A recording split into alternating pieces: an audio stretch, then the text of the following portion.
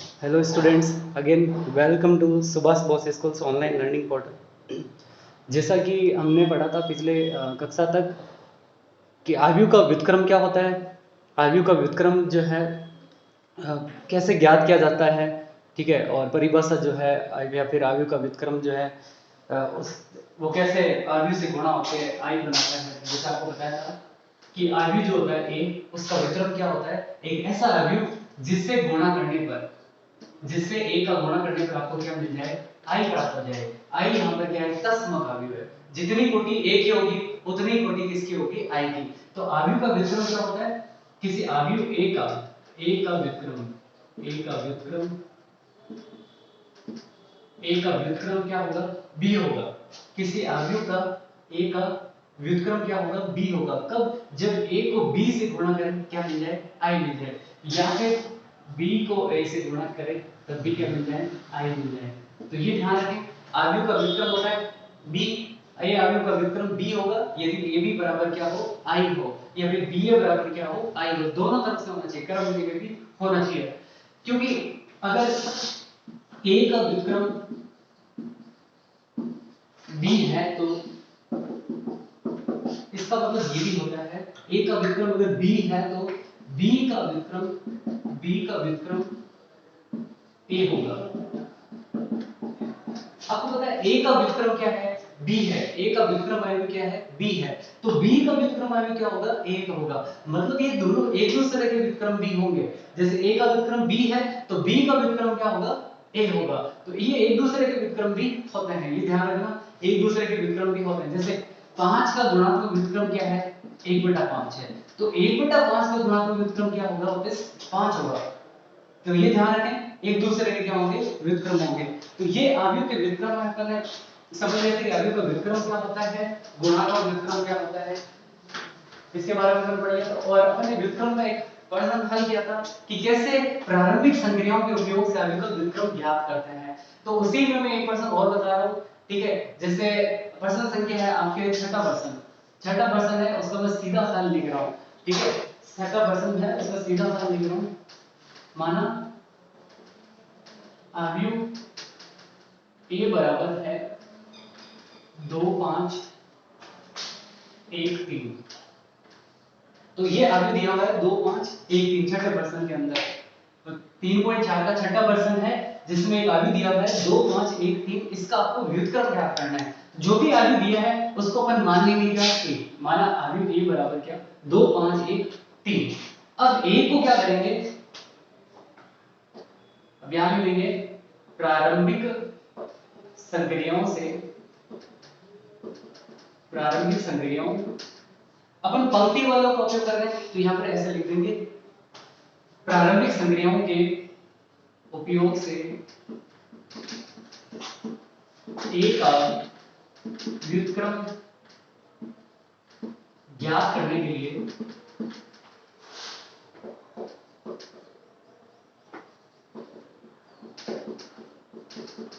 a को निम्न रूप में लिखने पर। देखिए, जब भी अपन प्रारंभिक संक्रियाओं से किसी आयु का व्युत्क्रम ज्ञात करेंगे तो उस आयु को ऐसे लिखेंगे, a बराबर i a। a बराबर क्या लिखेंगे, a बराबर लिखेंगे i a। a को जो है इस रूप में लिखेंगे, ये आगे है a, जिसका प्रारंभिक संक्रियाओं के उपयोग से अगर आपको व्युत्क्रम ज्ञात करना है तो a को जो है निम्न रूप में लिखेंगे, a बराबर क्या लिखेंगे, i a। तो यहां पर a का मान रखेंगे, देखिए a का मान कितना है, 2 5 1 और 3। i का मान, ध्यान से देखिए, यहां पर ये कंफ्यूज नहीं होना है। i का मान जो है आपको इसके आधार पर रखना है, a के आधार पर। a की कोटि कितनी है, a की कोटि है 2 गुना 2, तो i की कोटि भी जो है, i जो है अपनी इच्छा से लेना है, लेकिन जो है i का जो कोटि जो है वो कितना रहेगा, जितना a का कोटि है उतना ही क्या होगा, i का कोटि होगा। तो i का कोटि कितना होगा, 2 गुना 2 होगा। तो इसलिए i किस रूप में आएगा, विकर्ण अवयव इकाई, और बाकी सारे अवयव क्या हो जाएंगे, 0। इस a को जो है a के रूप में ही रहने देंगे, इसमें कोई छेड़छाड़ नहीं करेंगे अपन। तो a बराबर, तो ये आ गया 2 5 1 3, i बराबर अपन ने ये रख दिया और ये आ गया 1। अब मैंने देखो आपको पिछली कक्षा में जो इसका कॉन्सेप्ट बता दिया, अपन a बराबर लिख लेते हैं क्या, 1 i, अब अपन आई ए ले लेते हैं। अब अपन कोशिश क्या करते हैं, इस ए को जो है प्रारंभिक संक्रियाओं से प्रारंभिक संक्रियाओं से प्रारंभिक संक्रियाओं से अपन क्या करते हैं, इस ए को बदल देते हैं किसमें, आई में। इस ए को प्रारंभिक संक्रियाओं से किसमें बदलते हैं, आई में। इसके जैसा बना देते हैं, इस ए को जो है इसके जैसा बना देते हैं, आई में बदलते हैं। जैसे ही ये ए आई में बदलता है तुरंत ये बदल जाएगा किसमें, ए इनवर्स में बदल जाएगा। जैसे ए बदलेगा किसमें, आई में प्रारंभिक संक्रियाओं से, तो वैसे वैसे संक्रिया लगाते जाएंगे आई में, आई बदल जाएगा किसमें, ए इनवर्स में। क्योंकि जैसे ये आई में बदलेगा तो अपने को पता है कि ये ए है, ठीक है, यहां पर कुछ लिख रहा है अपन और ये आई आ जाए। अगर किसी अवयव का गुणा करें ए से कि आपके पास में क्या आ जाए, आई आ जाए, तो वो तभी संभव हो सकता है कि वो अवयव क्या हो, ए इनवर्स हो, ए का व्युत्क्रम हो, तभी हो सकता है। इसलिए जैसे ये आई में बदलेगा ए, तो ये आई बदल जाएगा किसमें, ए इनवर्स में। तो ये इसी सिद्धांत पर कार्य करता है, व्युत्क्रम अवयव का व्युत्क्रम ज्ञात करना प्रारंभिक संक्रियाओं से। बाकी चौथी प्रश्नावली में एक मेथड और पढ़ेंगे जिससे अपन अवयव का व्युत्क्रम जो है और सरलता से ज्ञात कर सकते हैं, लेकिन यहाँ पर अपन प्रारंभिक संक्रियाओं से करेंगे। अब देखिए यहाँ पर ये आ गया। अब आपको पता है कि प्रारंभिक संक्रिया आपको बता दी कितनी प्रारंभिक संक्रिया है, मुख्यतः तीन ही है, मुख्यतः तीन ही। या तो किसी पंक्ति को क्या करो, दूसरी पंक्ति से एक्सचेंज कर लो, विनिमय कर लो। दूसरा, यह पंक्ति को जो है किसी अधीर से गुणा कर सकते हो आप, R1 को किसी संख्या से गुणा कर सकते हो, या फिर आप एक पंक्ति में कोई दूसरी पंक्ति जो है जोड़ सकते हो, सीधा जोड़ सकते हो, या फिर गुणा करके भी जोड़ सकते हो किसी संख्या से। तो ये तीन प्रकार की संक्रियाएं ही लगानी है आपको। इन तीन प्रकार की संक्रियाओं से ही इसी को क्या करना है, बदलना है। इसके अलावा कोई संक्रिया नहीं लगानी है। और ध्यान रहे, एक बार में जब अपने पंक्ति संक्रिया लगाने चालू कर दी है, एक बार छेड़ दिया पंक्तियों को, तो फिर बीच में स्तंभ संक्रिया नहीं लगाएंगे आगे में।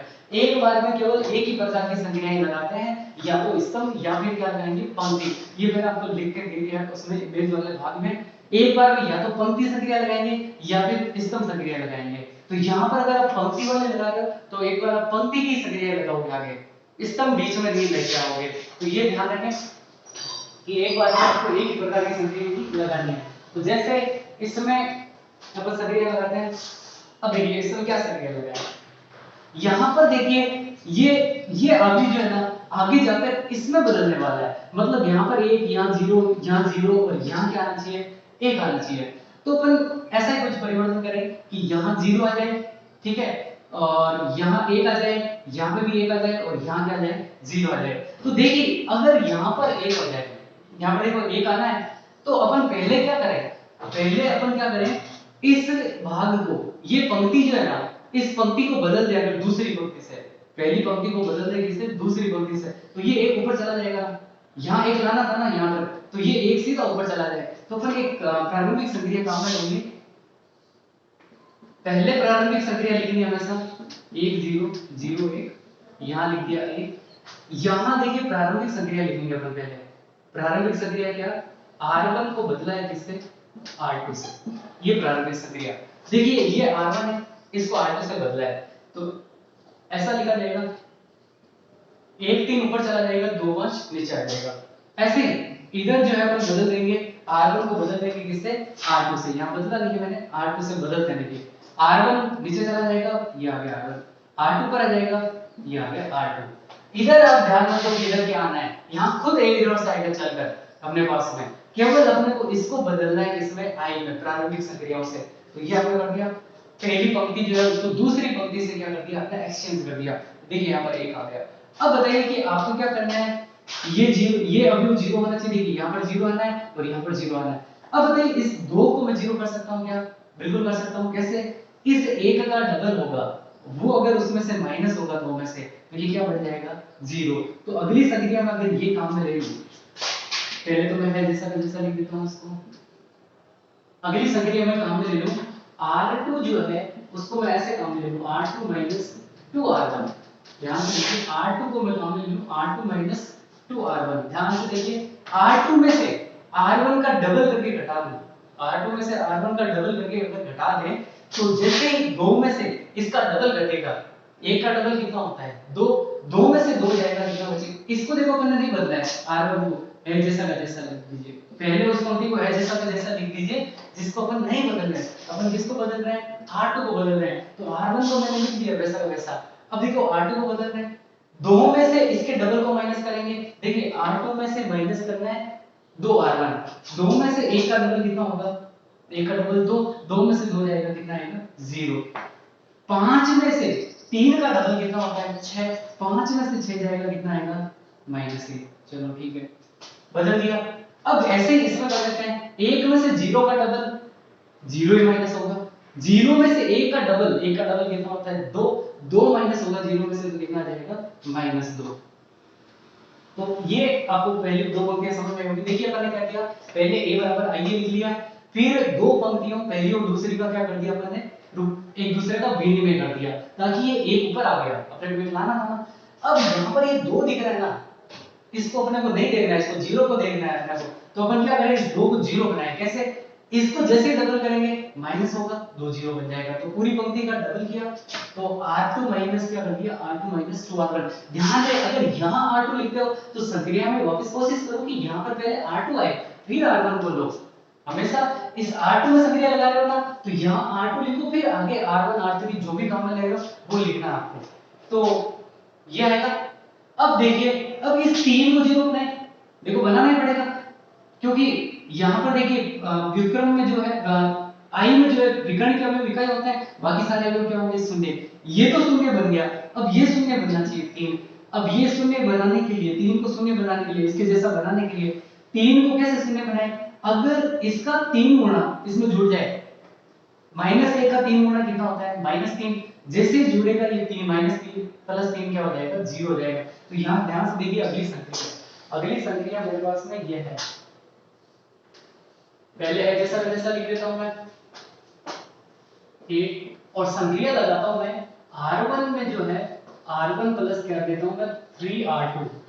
ध्यान से देखिए इस संक्रिया को, r1 देखिए कहां पर है, r1 ये रहा, r1 पहली लाइन, इसमें अगर r1 में r2 का 3 गुना जोड़ दें तो 0 का 3 गुना जुड़ेगा, ये तो एक ही रहेगा, एक ही रहना चाहिए था, -1 का 3 गुना कितना होता है -3, -3 में जोड़ दे क्या हो जाएगा ये 0 हो जाएगा, तो अपन ये संक्रिया लगा देते हैं बेस्ट है, माइनस इसका 3 गुना -3 इसमें जोड़ेगा ये बन जाएगा 0, तो इसलिए दूसरी पंक्ति को अपन नहीं छेड़ा है, दूसरी पंक्ति को पहले ही लिख दें 1 - 2। देखिए यहाँ पर किसको छेड़ना है अपन, r1 को छेड़ रहे हैं, r1 को बदल रहे हैं, इसलिए दूसरी पंक्ति को ध्यान से उठाएंगे, दूसरी पंक्ति को कुछ नहीं किया अपन ने, तो दूसरी पंक्ति को है जैसा का जैसा लिख दिया।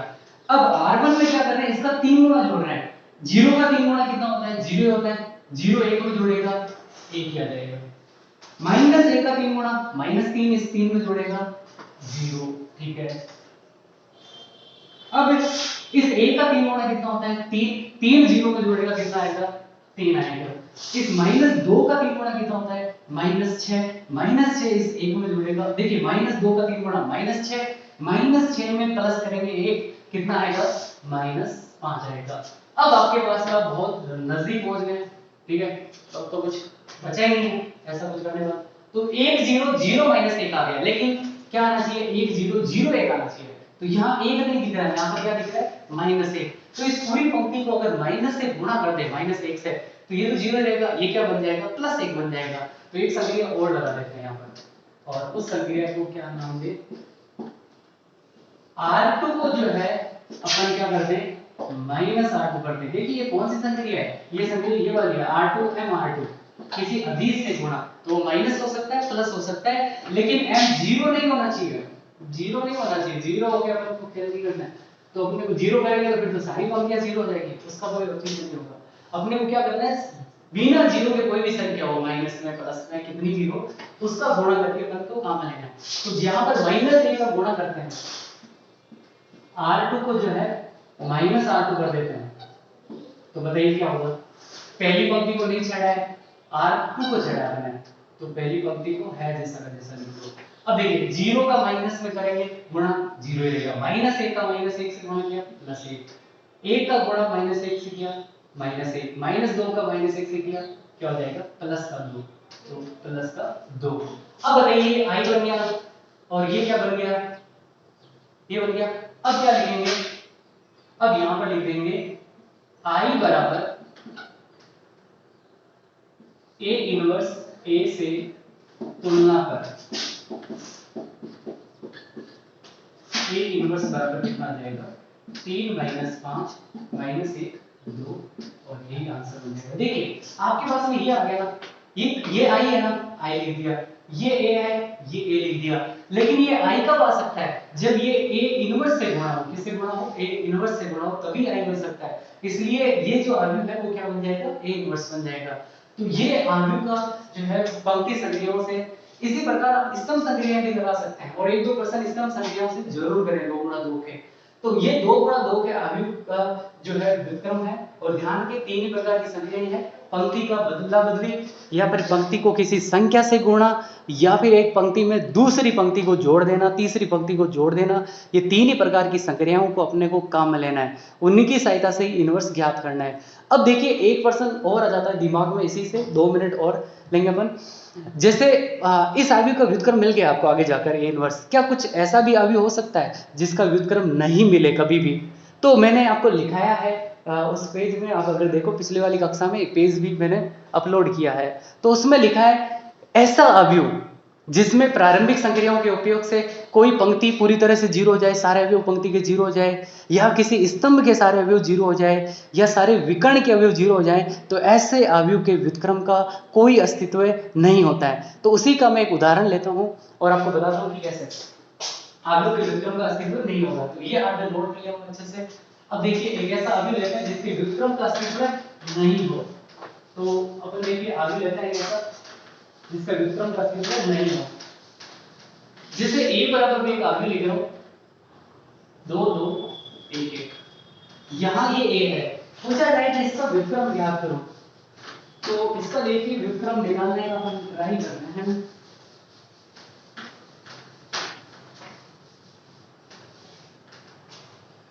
तो ये a दिया हुआ है, तो मैं पूरी कहानी नहीं लिखूंगा, इसको मैं ऐसे लिख लूं। इसको अगर अपन ऐसे लिखें